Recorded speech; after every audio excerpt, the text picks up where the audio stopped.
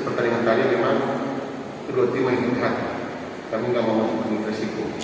Kami main bertahan, kami menunggu pemain tim belakang naik dan juga mainkan bola dari kiri ke kanan. Karena kalau kami paksakan, takutnya kalau kita mulai hujan, bola tidak jalan, ini bisa mempengaruhi pertandingan dan bisa menimbulkan keselamatan yang akan terbuat.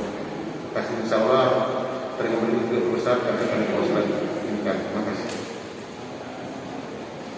Oke, terima kasih. Mensyukuri.